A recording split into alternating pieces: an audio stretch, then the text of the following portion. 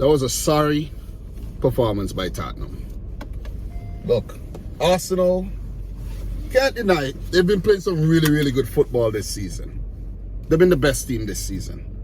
47 points, top of the table, an 8-point gap between themselves and Manchester City, 9 points ahead of Man United, and importantly, 14 points ahead of Spurs, who are 5th with 33 points. That is probably one of the most significant stats if you're an Arsenal fan.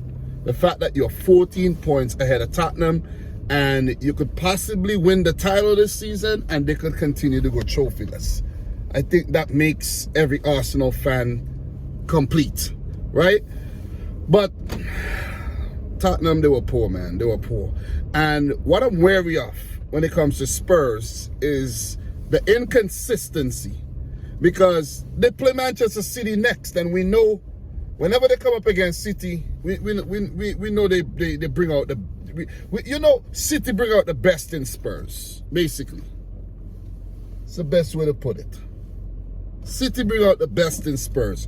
So Arsenal now are going to actually love if Tottenham go on to beat Manchester City, because if they do get their revenge against Manchester United, who are the only team Arsenal have lost to in the Premier League this season, then the gap widens.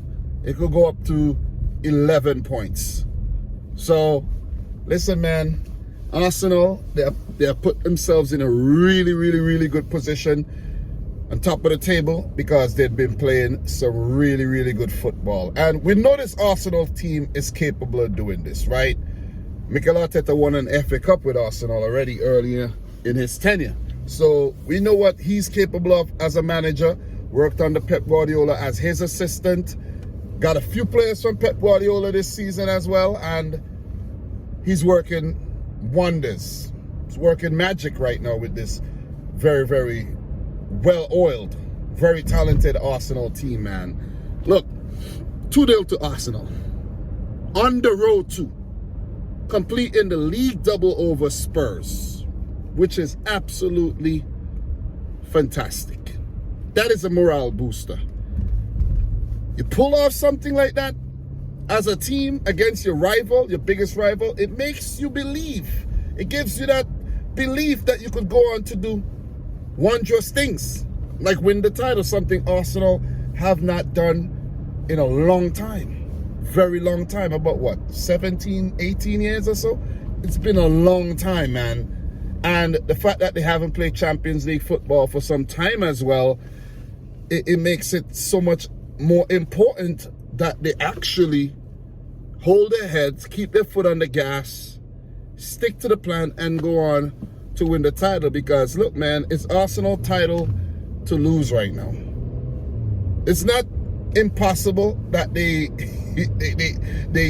go on to come in second or third, because they still do have to play Manchester City twice.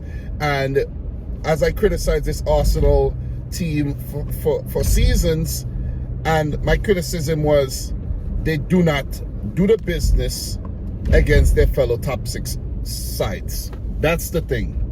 That is the thing. That was a big argument. Arsenal actually last season, I think, ended up with about 60 points. And out of 30 points available from their fellow Big 6 oppositions, I think Arsenal picked up less than 10. You see? And you see the difference this season. Look at the difference this season, right? They've beaten Liverpool. They've beaten Spurs twice. And they have to do the business against Manchester City. They got to do the business against City. That is, listen, that is the key to Arsenal going on to win this title. Or maybe they don't need to do the business. Maybe City going through a slump could actually help them as well. But it's imperative that those 6 points, that Arsenal either pick up maximum points, or they pick up 2, 3, or 4 points. You see what I mean? But they cannot afford to not get any points at all against Manchester City. And if you look at the recent history, it's been City all the way against Arsenal. So they're going to need to rectify that, man. And the team is definitely capable of doing it. I was thinking that the doubt was kicking in the game against Newcastle, a few shaky matches recently, but they were cooking, man. They were cooking. It's like every player came out today in their aprons. You know what I mean? Mikel Arteta, the head chef, all the players involved, junior chefs under Arteta, they put on their aprons, they put on their cap, and they were cooking. And they played Spurs off the park, especially in the first half.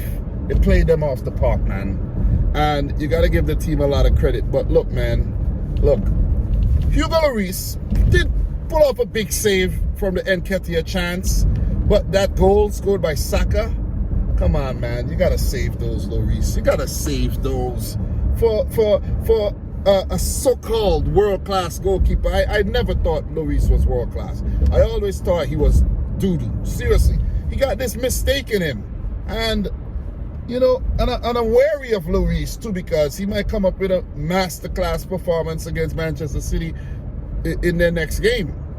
But he was poor. He was really poor on the day. And you just don't get beaten like that. To be fair to him, the ball did get a deflection off Sessegnon, but it should still not go in from the position that Saka hit the ball from. It was, even if I think Lloris left that ball alone or tried to get himself out of the way, which I don't think he would have, but just hypothetically speaking, that would have went wide. It would have went wide. So Arsenal got a bit, lucky with that first goal, helped by Lloris. And the second goal, man, oh my God. Listen, hats off to Martin Odegaard, man. That was a brilliant strike. Saka on the break, not well defended by Spurs, giving Saka way too much, space. Him picking out Odegaard, and Odegaard not even like idling on the ball. He just saw a window of opportunity and he smacked it in the bottom of the goal. That was brilliant. When I saw that, I was like, God damn. Wow. I was like, wow. As a Man City fan, I'm thinking, we got to sign this guy up. We got to steal it from Arsenal. And it is possible. It is possible, because Arsenal are definitely in the habit of getting their players stolen or hijacked by other players. So it could definitely happen. I would love Martin Odegaard at Man City the way he's playing right now, man. City's been linked with Saka. You've been hearing that in the news, in the rumor mill. Saka, and it could be Odegaard. It could be a double sweep. But I think these guys, they'll want to stay at Arsenal and build something, because what Arsenal are building right now is definitely something special under Arteta. They should be back in the Champions League next year, but most importantly, from the position that they're in, they should go on to win the league, barring any meltdown or anything, any capitulation for the rest of the season. But as a City fan, I just want to say this, I'm not throwing in the towel yet at all. I'm really not throwing in the towel. But back to the game though. Conte and Spurs, they had no idea how to deal with this Arsenal team, man. Because the pressing game from Arsenal, the passing, players helping out in defense when, they don't have the ball, especially guys like Nketiah. You had Martinelli, Saka on on opposite sides. Odegaard to the center of the field, and he's a goal threat. You even had Thomas Partey smashing the post. Thomas Partey and Xhaka was steadfast in the midfield. Nketiah, he was a busybody, and I think he's done a great job since Gabriel Jesus got injured, because he used to come off the bench, but from the start, he's been doing a very, very good job.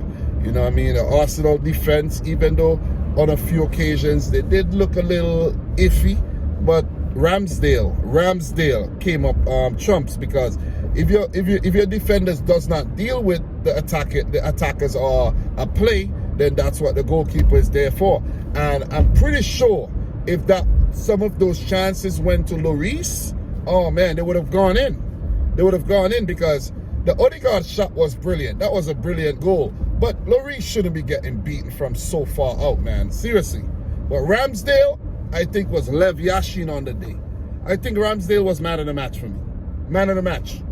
People might think it's, say, Odegaard or Saka or whoever. I think it was Aaron Ramsdale. Maybe he was given man of the match, but he is my man of the match. He was brilliant. I think he won the game for Arsenal, actually, because Spurs, some of the chances that they did create and the saves that Ramsdale pulled off, they would have got something from the game if it wasn't for Aaron Ramsdale. And that incident at the end of the game when that despicable Spurs fan, he had to be, ran down and kick him in the back, it just shows a lack of respect for the players. And it's sad. It's sad. It is really sad. It is disrespectful, and that person should be found and they should be banned. Seriously. As a matter of fact, they should be found and criminal charges should be put against them.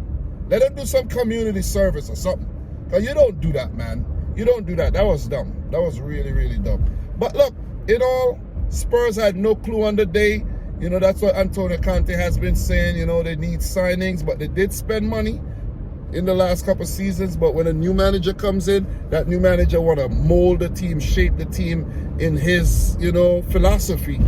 And some of these players are just not Conte-type players, right? You look at Emerson Royale. He was brought in for big money. And it's basically now, you know, they're looking to sell him. In today's game, you know, Yves Bissouma didn't start. Maybe he's not a Conte-type player, I don't know. But pretty sure that was Conte who brought in Yves Bissouma. But you look at Pape Matar Sarr started the game today ahead of Bissouma. Like, what's going on? So Spurs have a selection issue.